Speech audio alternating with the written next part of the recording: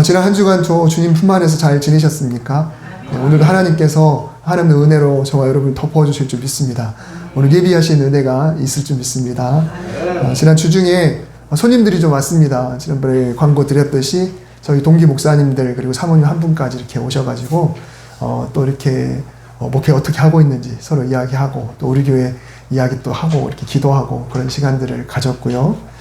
또 수요일에는 예배 시간에 갑자기 그냥 한 5분 정도가 쑥 들어오셔가지고 이제 앞에 앉아서 제가 기도하면서 도대체 이분들이 정체가 뭘까?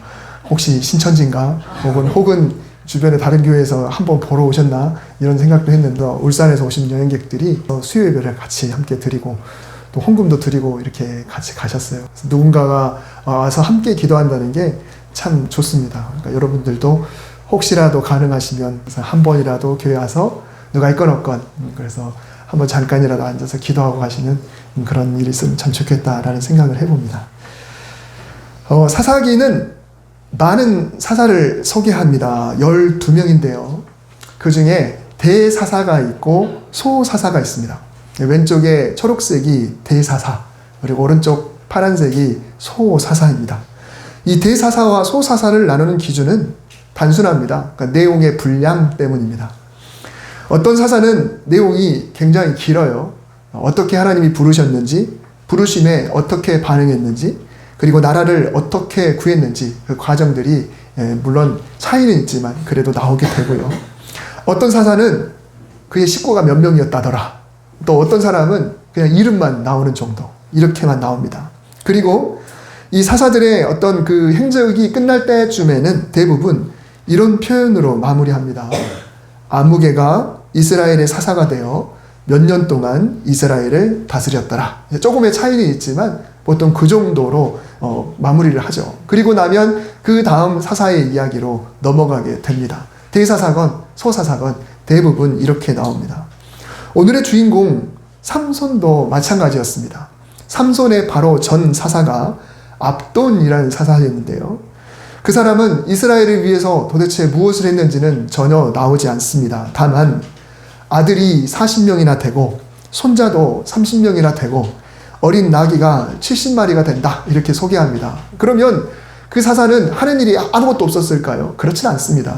사사는 이 판관이라고 그러죠. 재판관. 그래서 그때는 그 나라에 어떤 큰 위기는 없었다 할지라도 그 사람이 사사로 있는 동안에는 재판을 도맡아서 했던 거죠. 그러니까 큰 사건은 아니어도 여전히 사사들은 자기들의 사명을 감당하면서 지나갔습니다. 우리 삶도 마찬가지인 것 같습니다. 우리도 누군가에게 한 인생을 마치면서 회고하면서 이력을 쓸 때 이 나라를 위해서 뭘 했으며 지역을 위해서 뭘 했으며 우리 가족을 위해서 뭘 했으며 쭉 쓸 수 있는 사람이 있을 수 있어요. 또 하나님을 위해서 내가 어떤 일을 했다 쓸 수도 있겠지만 어떤 사람은 아니 대부분의 사람들은 이력서를 쓰기에는 좀 부족할 정도로 인생을 살았을지도 몰라요. 그러나 어떤 사사는 큰 일로 우리에게 기억되고 어떤 사사는 단순히 이름만 나왔다고 해도 그들은 보이지 않는 곳에서 여전히 하나님이 맡기신 그 재판관의 사명은 잘 감당해 왔다라는 것을 우리가 기억한다면 내가 어떤 거창한 것을 하나님께 보여드리지 못하고 사람들에게 보여주지 못한다 할지라도 내가 내 신앙을 지키고 그리고 빛과 소금으로 살아가고 그리고 그리스도의 향기를 바라고 영혼을 품고 사람들을 위해서 기도하며 살았다고 한다면 그 소사사들도 하나님께서 값지게 여기셨듯이 우리도 그렇게 귀하게 쓰임받는 그런 심령들이 될 줄 믿습니다. 오늘 함께 읽은 본문 마지막 절에도 삼손에 대해서 이렇게 이야기하죠. 삼손이 이스라엘의 사사로 20년 동안 지냈더라. 그런데 삼손의 경우는 이 표현이 한 번에 그치지 않습니다. 바로 앞장인 15절 마지막 절에도 블레셋 사람의 때에 삼손이 이스라엘의 사사로 20년 동안 지냈더라.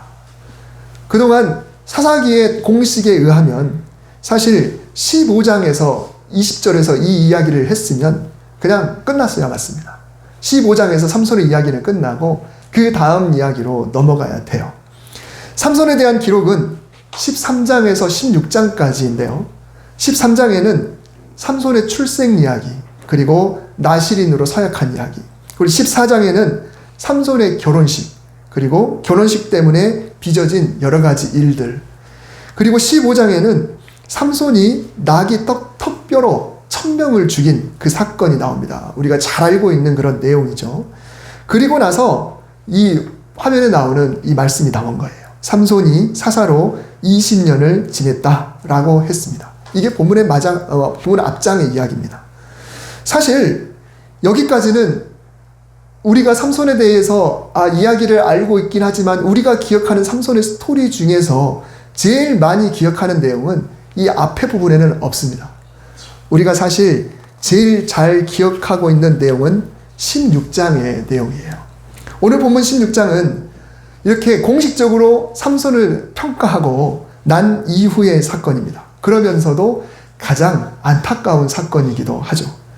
나귀의 턱뼈로 블레셋 군사 1000명을 죽이는 엄청난 승리로 그냥 삼손이 아름답게 마무리하고 20년을 지냈더라 그랬으면 참 좋았을 텐데 오늘 본문 16장에서 삼손은 그렇지 않은 모습을 보여주게 되고 우리가 제일 잘 알고 있고 또 우리에게도 뭔가 메시지를 시사해주고 있는 그런 내용이다 라고 볼 수가 있습니다. 오늘 본문 16장에서 우리가 무엇을 깨달을 수 있을지를 두 가지를 함께 나눠보고자 합니다.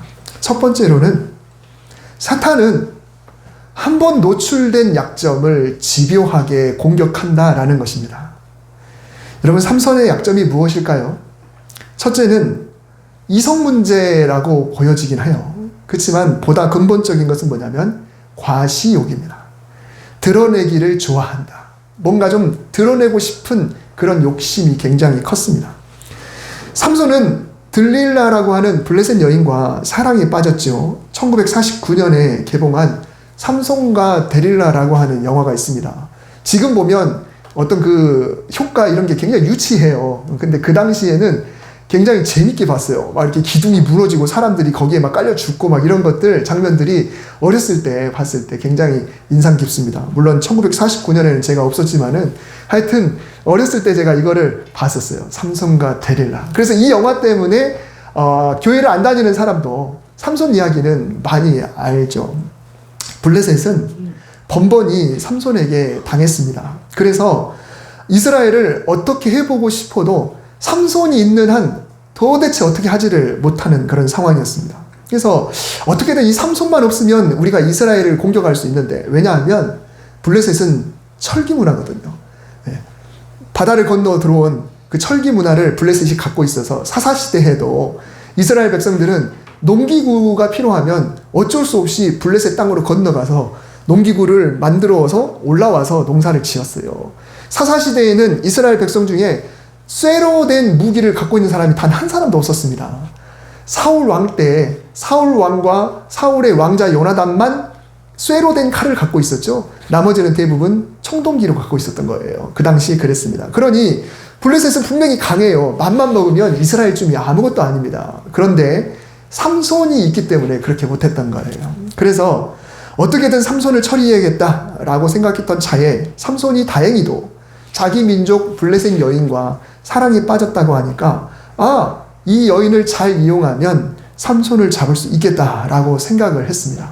그래서 블레셋 사람들이 들릴라를 찾아와서 삼손의 약점을 알아내는 조건으로 거액을 제시했습니다. 얼마나 거액이냐면 블레셋에 속한 가문이 있을 거 아니에요? 근데 그 가문마다 은 1100을 주겠다.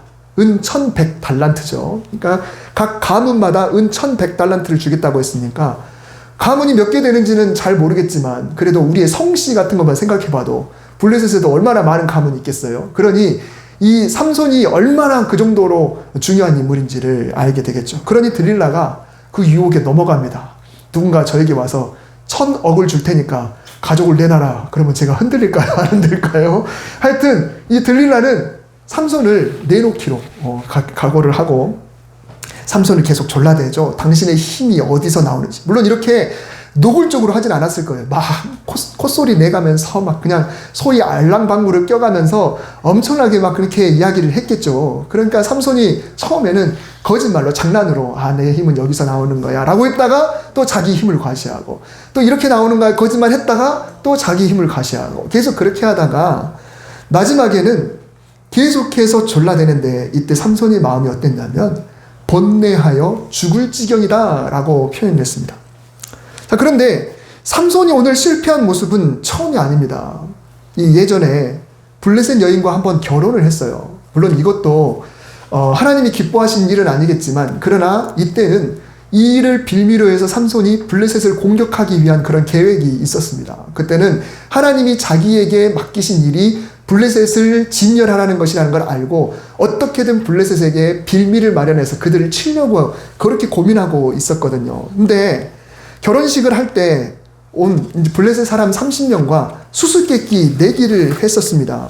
30명 대 1명이죠. 삼손이 문제를 내고 이것을 언제까지 답을 알아와라. 그러면 이만저만한 것들을 주겠다. 뭐 너희가 못 맞히면 너희가 나한테 이걸 줘야 된다. 이런 이야기를 했던 거예요. 근데 기간이 돼도 답이 안 나오니까 이 블레셋 사람들이 삼손과 결혼을 하기로 한 이 여인을 협박을 했어요. 네가 만약에 이 답을 못 알아내면 너도 죽을 것이고 너의 가족들도 다 죽일 거야. 이렇게 협박을 해서 어쩔 수 없이 이 여인이 블레셋 그 삼손을 꼬드겨서 그 해답을 알아내고 정보를 유출해서 결국은 수수께끼에 지게 되죠. 똑같은 방법입니다. 여러분, 삼손이 과거의 경험이 있었으면 이번에는 정신을 더욱 바짝 차렸어야 맞습니다. 그러나 비슷한 상황에서 똑같은 연약함으로 인해서 2번이나 실패하는 그런 모습을 보여줍니다. 운동 선수들은요, 경기를 하기에 앞서서 상대방이 어떻게 경기력이 어떻게 되는지를 영상을 통해 엄청나게 연구를 합니다. 약점이 어디인지를 봅니다. 그리고 그 약점을 발견하면 그 부분을 어떻게든지 공략하려고 작전을 세우고 경기에 임하게 되죠. 배구를 하게 되면요, 서브를 할 때 목적타 서브라는 게 있습니다. 그게 뭐냐면 상대 선수 중에 리시브를 제일 못하는 사람을 영상으로 파악해서 모든 선수가 다 그 선수에게만 서브를 하는 거예요. 그래서 이 목적타 서브는 리시브가 돼야 공격이 되니까 이 경기에서 굉장히 중요하죠. 혹은 주 공격수에게만 계속 서브를 보내는 거예요. 그럼 그 사람이 리시브하고 곧바로 공격을 못하니까 결국 그 경기에서 우위에 설 수가 있게 되는 거죠. 언젠가 최영만 선수라고 아시죠? 골리앗, 키가 엄청나게 큰 그 골리앗 최영만 선수가 바다하리라고 하는 선수하고 격투기를 했습니다. 바다하리도 커요. 근데 최영만 선수가 워낙 크기 때문에 최영만 선수가 볼 때는 요만하밖에 안 해요. 굉장한 차이가 나죠. 그런데 대부분은 최영만이 이길 거다라고 예측을 했었습니다. 근데 2회전 중반에 바다하리가 아주 강한 발로 최영만의 옆구리를 가격을 했습니다. 근데 이 옆구리를 가격한 게 무려 3톤의 파워가 된다고 해요. 근데 한번 맞더니 휘청을 하는 걸 보고 이 바다하리가 나머지 모든 기간 동안에 어떻게든지 주먹이 됐건 발이 됐건 그 부분만 계속 공격을 하는 겁니다. 결국은 모든 회가 끝나고 심판들이 무승부를 선언했습니다. 그런데 연장전을 해야 되는데 이쪽에서 기권하는 수건을 던졌어요. 결국은 그 경기에서 바다하리가 이기게 됐습니다. 바다하리의 작전은 그랬죠. 공격을 했더니 그 부분이 약하더라. 그래서 그 부분을 어떻게든지 공격하려고 애를 썼다라는 것입니다. 여러분, 사탄은 우리의 약점을 너무 잘 압니다. 잘 알기 때문에 그 부분을 파고들어요. 근데 우리도 경험상 내가 한번 실패한 부분은 다시는 그렇게 하지 말아야지 라고 하면서도 또 넘어지는 그런 연약한 존재가 바로 우리입니다. 블레셋 사람들이 여인들을 이용한 것은 삼손의 연약한 부분을 알고 있다는 겁니다. 아, 여인에게 약하면서 과시욕이 대단하다. 그때 그것 때문에 무너졌다. 삼손이 과시욕이 대단하다. 그리고 그 여인의 꼴뚜기에 넘어간다. 그래서 그 부분을 집요하게 공격을 했습니다. 블레셋이 한 거지만 오늘날 우리에게 시사하는 바는 사탄이 그렇게 한다라는 것입니다. 우리도 보통 그렇습니다. 저도 그런 것 같아요. 어떤 습관, 또 넘어지는 그런 약함. 그리고 내가 누군가의 인간관계에서 화를 낼 때 이런 상황에서 화를 냈으면 다음에도 꼭 그런 상황에서 화를 냅니다. 마음이 어떤 부분에 상했으면 꼭 그런 상황에서 내 마음이 상하게 돼요. 용서했던 사람이 또 미워지기 시작하고요. 또 내가 왜 그랬을까 후회하면서도 또 그러는 모습을 발견하게 됩니다. 중독이 왜 일어납니까? 그 부분이 약하다는 걸 알기 때문에 그 부분을 통해서 사탄이 일을 하는 거죠. 우리는 우리의 연약함을 통해서 사탄에게 내어줬던 부분들이 있다면은 그 연약함이 신앙의 문제일 수도 있어요. 내 신앙에서도 이 부분은 내가 잘 못해요. 신앙생활에서도. 또 인간관계에서도 이 부분은 내가 약해요. 사람이 꼭 이렇게 소위 뚜껑이 열린다고 하죠. 다른 건 다 참아도 이것만큼은 내가 못 참아라고 하는 부분이 있으면 꼭 그 부분에서는 또 열립니다. 그럼 나중에 내가 이번에는 참아봐야지 해도 또 무너지게 되죠. 왜 그렇습니까? 사탄들은 그렇습니다. 사탄이 깨어있어서 우는 사자와 같이 삼킬 자를 찾고 있기 때문에 연약한 부분에 또 넘어지고 또 넘어집니다. 그래서 정말 우리가 깨어있고 준비하고 기도하고 성령님의 도우심을 구하지 않으면 우리가 무너질 수밖에 없다는 것을 우리에게 보여주죠. 16절에서 아까 삼손이 번뇌하여 죽을 지경이라고 했죠. 세번역에 보면은 괴로워서 죽을 지경이다 라고 표현을 했습니다. 정말 괴로워 죽을 지경이었다. 정말 우리가 영적으로 만약에 무장되어 있으면 흔들릴 필요가 없어요. 그래 네가 아무리 나를 이렇게 해봐야 내가 꼼짝이나 하나 봐라 이렇게 되겠지만 괴롭다라는 자체가 뭔가요? 그 부분이 내가 지금 반응하고 있고 흔들리고 있다라는 것을 보여주는 것이죠. 그래서 사탄은 우리를 힘들어 죽을 정도로 고민하고 어렵게 만드는 그런 상황을 만들어 갑니다. 어디 이래도 버티나 보자. 그런 상황들을 사탄이 계속 만들어 가요. 적당한 시험거리는 얼마든지 이길 수가 있지만 번뇌하여 죽을 지경이 되는 시험거리는 우리가 이기기가 쉽지가 않겠죠. 영적으로 무장된 사람은 똑같은 시험에서도 흔들리지 않을 수가 있습니다. 예수님께서 세상에서는 너희가 환난을 당하나 담대하라 내가 세상을 이겼노라 라고 말씀하셨습니다. 이건 뭐냐면 우리의 힘으로는 안 된다는 거예요. 내가 이겼으니 나를 믿고 이겨내라 라는 이야기를 하시는 겁니다. 우리의 힘으로는 안 되니 내가 이미 환난을 이겼으니까 이미 세상에서 이미 이겼으니까 나를 의지해서 이 환난을 당했을 때 담대하라 라고 말씀을 하시는 거예요. 사탄은 지금도 집요하게 우리의 약한 부분을 파고듭니다. 수천이라는 거액을 들어서라도 어떻게든 이 삼손을 넘어뜨리려고 하는 어떻게든 이 믿음의 사람을 넘어뜨리려고 하는 그런 모습 속에서 똑같은 말을 들어도 이번에는 오히려 담대하고 그때는 내가 넘어졌지만 이번에 어디 넘어지나 마라 이렇게 했다면 얼마나 좋았을까요? 똑같은 위기를 앞두고도 이번에는 넘어지지 않고 똑같은 유혹을 당해도 이번에는 흔들리지 않는 그런 믿음의 사람이 되기 위해 이미 세상을 이기신 예수 그리스도를 의지해서 그분의 힘으로 담대한 저와 여러분 될 수 있기를 주님의 이름으로 축복합니다. 두 번째로 생각할 것은 우리는 거저 받은 인생을 살고 있기 때문에 하나님의 뜻을 이루어드리기 위해서 끝까지 최선을 다해야 합니다. 이제 오늘 본문으로 한번 돌아보겠습니다. 삼손은 결국은 머리털을 자르고 그리고 힘을 잃었습니다. 오래전에 제가 삼손에 대한 설교를 하면서 머리털 자체가 힘이 아니라고 그랬죠.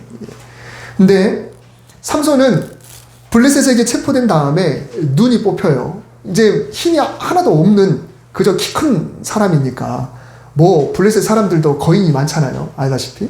그러니 삼손 하나쯤이야 아무것도 아니죠. 그래서 결국은 눈이 빠진 채로 맷돌을 밀어야 되는 이 맷돌도 그냥 이렇게 이게 아니고 짐승이 밀어야 되는 큰 맷돌 그거를 삼손이 그걸 밀어야 돼요. 옛날처럼 힘이 있을 때쯤이야. 그때는 아무것도 아니겠지만 지금은 굉장히 힘들겠죠. 몇 주의 시간이 흘렀습니다. 이제 블레셋에 어떤 절기가 됐는지 블레셋 신에게 큰 제사를 드리는 날이 됐습니다. 큰 신전에 사람들이 꽉 들어찼어요. 그래서 이 기회에 삼손을 끌어내서 많은 사람들 앞에 좀 놀림거리가 되게 해야겠다. 그동안 이스라엘의 신이 우리의 신보다 강했지만 이제는 우리 신이 이스라엘의 신보다 강하다라는 것을 보여주고 싶었던 것이죠. 삼손을 끄집어내서 조롱하려고 했습니다. 그 영화에 보면은 막 작은 그 난쟁이들이 와서 막 삼손을 조롱하는 그런 장면들이 나오거든요.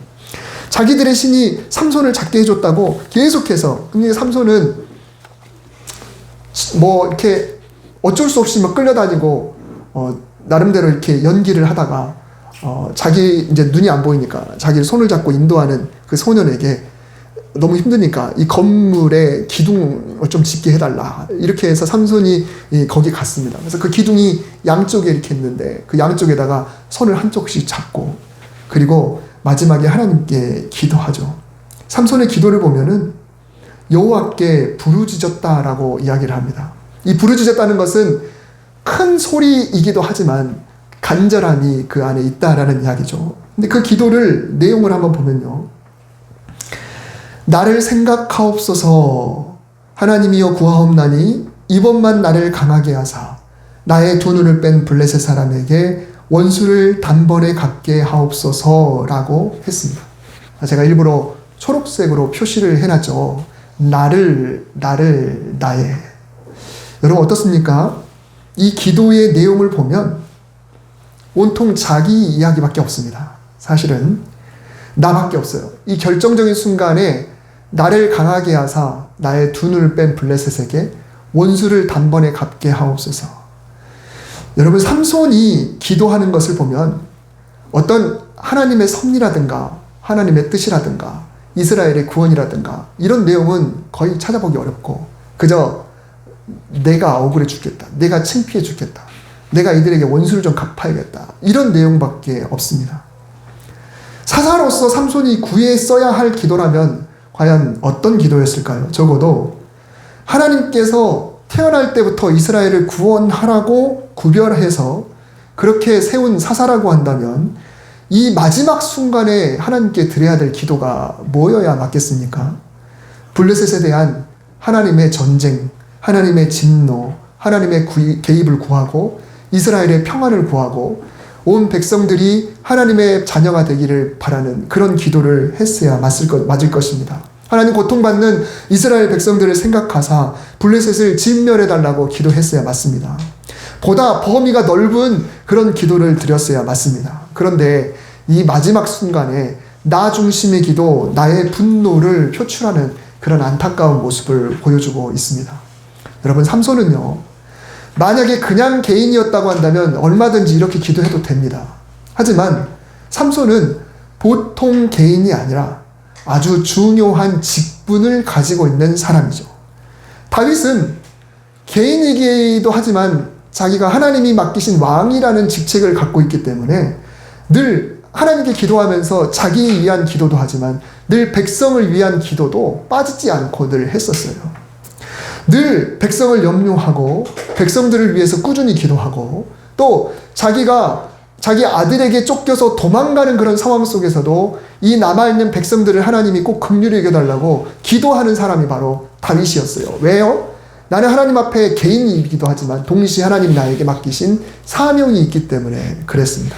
그런데 삼손은 사사인데도 나실인인데도 끝까지 자기만 챙겼습니다. 자, 그러면 그런 기도를 하나님이 어떻게 들으실까요? 참 신기하게도 하나님은 삼손의 기도를 들어주셨습니다. 삼손에게 마지막으로 힘을 주셨고요. 그리고 그 기둥을 밀어서 그 기둥을 무너뜨리고 무너지는 건물에서 그 많은 블레셋 사람과 함께 세상을 떠나는 일 결과가 벌어지게 돼요. 왜 이런 일이 벌어졌을까요? 왜 지극히 개인적인 기도임에도 불구하고 하나님이 그렇게 했을까요? 그건 뭐냐면 본래 하나님이 삼손을 통해 이루고자 하셨던 일이기 때문에 그렇습니다. 삼손은 개인적인 기도를 했지만 참 신기하게도 그 기도가 하나님이 원하시는 뜻 안에 있었다는 거예요. 제가 가끔 말씀드리죠. 나의 품은 뜻 주의 뜻같이 되게 하여 주소서. 내가 이런 뜻을 품었어요. 근데 그 기도가 사실은 나를 위한 기도였어요. 내 가정을 위한 기도였어요. 내 가족들을 위한 기도였어요. 그런데 신기하게 그게 하나님의 뜻 안에 있어서 맞아떨어지는 그런 놀라운 은혜가 있었다는 거죠. 그래서 그 찬송가가 그걸 소망한다는 거예요. 하나님, 우리는 무지해서 하나님의 뜻이 뭔지 잘 모릅니다. 하나님이 나를 통해서 하시고자 하는 원대한 일이 무엇인지 잘은 모릅니다. 그러나 내가 무지해서 혹시라도 내가 나를 위한 기도, 내 가정을 위한 기도, 내가 누군가를 위해서 기도했는데 그게 하나님의 뜻 안에 있으면 얼마나 좋을까요? 그것을 소망합니다. 이게 그 찬송가 가사 속에 담겨 있는 거죠. 삼손은 자기를 위해서 구했는데 그 구하는 바가 하나님의 뜻과 맞아버렸다라는 것입니다. 삼손 하면 생각나는 것이 드릴라의 유혹에 넘어가서 머리카락이 잘리고 눈이 뽑히고 또 끝에는 블레셋 사람들과 함께 죽어버린 비참한 말로, 이것만 우리가 주로 많이 기억하죠. 그러면 그의 인생은 그냥 그걸로 실패로 끝나는 것이 될 겁니다. 그러나 하나님께서는 그렇게 평가하지 않으신 것 같아요. 그래서 오늘 본문 30절 하반전에 삼손이 죽을 때에 죽인 자가 살았을 때에 죽인 자보다 더욱 많았더라. 여러분, 이게 뭔가요? 그동안 삼손이 살아생전에 하나님이 너는 이 일을 위해서 부름받은 사람이야 라고 해서 나름대로 여러 가지 머리를 싸매고 빌미를 만들고 해서 블레셋 사람들을 죽였어요. 심지어 나귀 턱뼈 가지고 1000명이나 되는 군인도 죽였어요. 그동안 블레셋 사람 삼손이 무찌른 사람은 아마 헤아리기가 어려울 것입니다. 그런데 그가 평생에 죽였던 사람 숫자를 더해보는 거하고 자기가 마지막에 신전 무너질 때 죽였던 사람 숫자를 비교해 보니까 뒤가 훨씬 많더라라는 이야기를 했어요. 이 말은 그냥 단순히 숫자를 설명하기 위한 것이 아니죠.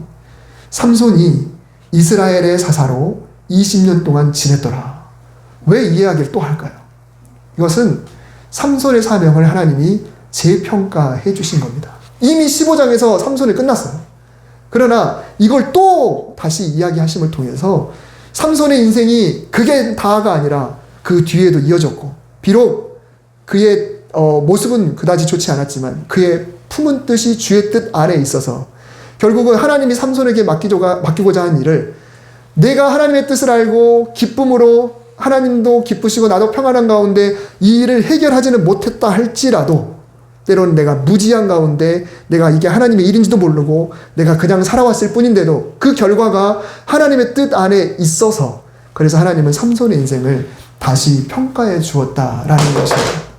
오늘 서두에 말씀드렸던 것처럼 누군가에게 기억되는 그런 사람도 있을 수 있고 그렇지 않은 사람도 있을 수 있어요. 그러면 내가 그냥 신앙생활을 하면서 신앙의 길을 걸어왔는데 그 결과가 하나님의 뜻 안에 얼마나 있었는지 우리는 모를 수도 있어요. 그리고 내가 누군가에게 뭔가를 심었는데 그 결과가 어떻게 나타났는지 모를 수도 있습니다. 그러나 어느 순간 나중에 봤더니 하나님이 보실 때는 너도 모르는 순간에 그때 그렇게 했던 게 내 뜻 안에 있어서 네가 그렇게 한 일이 많은 사람들에게 얼마나 놀라운 일로 나타났는지 내가 아니까 내가 너를 복되게 평가하겠다라고 말씀을 해주시는 것이죠. 그래서 우리는 늘 최선을 다해야 하는 것입니다. 지난 수요일에 오셨던 그분들, 울산에서 오신 분들이신데 하여튼 우리가 평소에 하는 것처럼 똑같이 찬송가 4장 부르고 또 제가 설교하고 그리고 다 같이 통성으로 한 10여 분 정도 이렇게 기도하고 이렇게 갔어요. 이분들이 장로교인 분들이신데 소리가 잘 안 나는 것 같더라고요. 근데 그래도 평소에 하던 것처럼 최선을 다해서 말씀을 전했습니다. 그리고 너무너무 흐뭇했어요. 이분들 한 번 보고 말씀 분들이시지만 제가 전한 그 말씀이 그분들에게 생명의 양식이 된다면 또 있는 곳에서 얼마나 놀라운 역사가 나타날까라는 그런 기대도 한번 해보는 거죠. 여러분, 우리는 알고 하는 일보다 사실 모르고 하는 일들이 훨씬 많습니다. 그런데 바라기는 하나님이 나에게 맡기신 사명이 끝나는 일은 없다. 내가 알고 나는 그동안 내가 갖고 있는 힘과 또 기력과 물질과 내 재능으로 그동안 내가 이렇게 하는 것이 하나님의 일을 하는 것이다 라고만 생각해 왔다고 한다면 하나님이 우리를 부르시는 그 날까지 그때만큼은 못하더라도 내가 여전히 꾸준히 하나님 안에서 신앙생활 하면은 하나님은 우리의 인생을 통해서 일하는 분이시라는 것을 우리가 반드시 기억해야 합니다. 하나님은 끝까지 우리가 최선을 다하기를 원하십니다. 그래서 우리가 잘 아는 찬송이 있죠. 잘 이기는 자는 상 받으리니 너 낙심치 말고 늘 전진하라. 내 구세주 예수 힘 주시리니 주 예수를 믿어 늘 승리하라.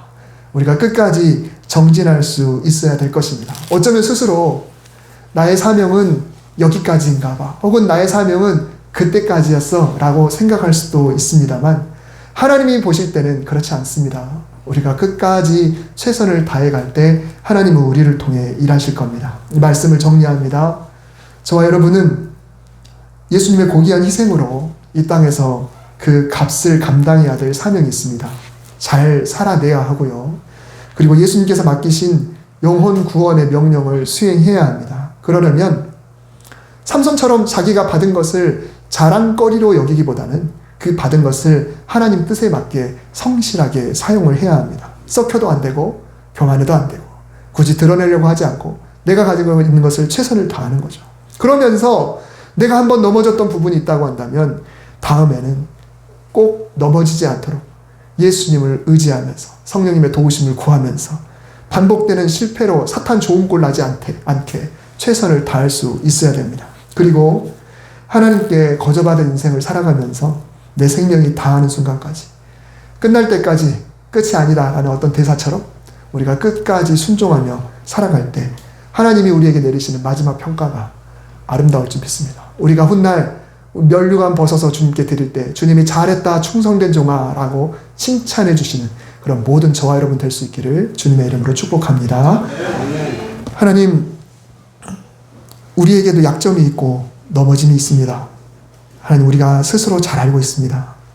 사탄이 그걸 계속 노리고 있지만 그러나 예수님께서 이기신 그 승리를 우리가 힘으로 삼아서 다시는 넘어지지 않도록 주님 도와주시옵시고 하나님이 맡기신 사명 잘 감당해 나가게 하여 주옵소서. 내가 어떤 거창한 것을 하지는 못한다 할지라도 내가 성실하게 신앙인으로 사명 잘 감당할 때 나를 통하여 하나님의 뜻이 이루어지는 놀라운 역사가 있게 하여 주시옵소서. 예수님의 이름으로 기도드립니다. 아멘.